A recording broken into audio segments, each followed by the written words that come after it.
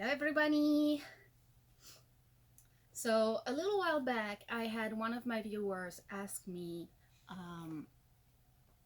like about the breed of their rabbit, and I promised that I would take a look and make a video about it. So the way I'm gonna review it, I'm gonna just look at our rabbit real quick and go from there. And after that, I'm going to talk about some of the issues that I have with the dwarf breed. Now, okay, so looking at a rabbit, I would say her rabbit is either a cross lion head Netherland dwarf, but that he might not carry the gene. Well, you might. Yeah, you might. Okay. So I would say it's a Lionhead Netherland cross. Now, what is that? This is it. Eva is a Lionhead, single mane Lionhead, mixed with a dwarf, Netherland dwarf. Now, you can see she's very small. Out of my rabbits, she's my smallest. Her ears are somewhat shortish. She has quite long ears, actually, for a dwarf. And the thing is, I want to explain a bit about the dwarf gene because it's a bit complex to explain. It works similarly to the lionhead fluffy mane gene or the blue-eyed gene, in the way that there's two genes. One's gonna come from the father, one's gonna come from the mother.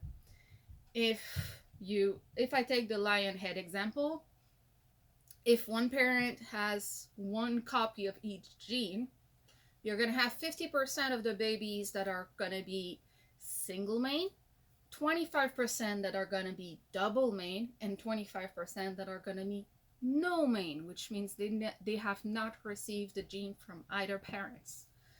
But with lion heads, it just means they're either fluffy, fluffier, or not fluffy. With blue eyes, it means they either have blue eyes and are fully white. That would be a beau, which would be the two copies of the gene. And if they have only one copy of the gene, then it's a bit random. You can have some that are going to have blue eyes but no markings, others no blue eyes but have markings, others are going to have like half and half eyes and markings or not.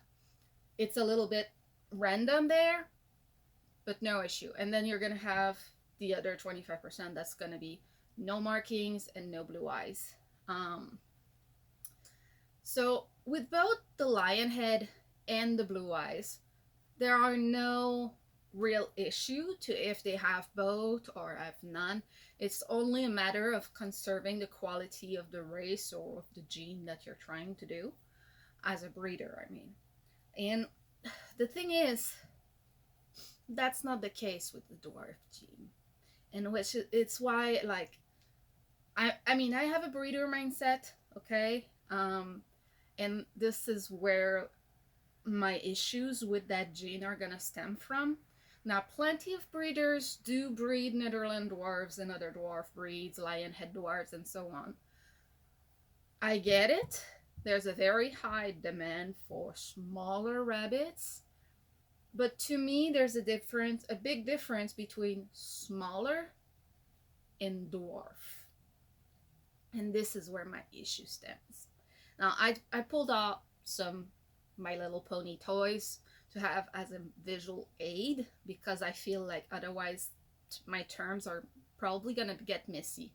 So let's say this is a normal size rabbit that has no dwarf gene.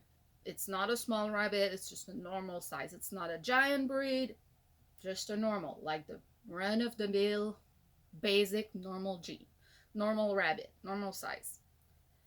Then some breeds are bred to be naturally smaller. They don't have the dwarf gene, they're just generally smaller. And I have that a lot in my rabbits because I have a lot of crossbreeds. And for example, I would have my pure English Angora that's a little bit on the bigger side.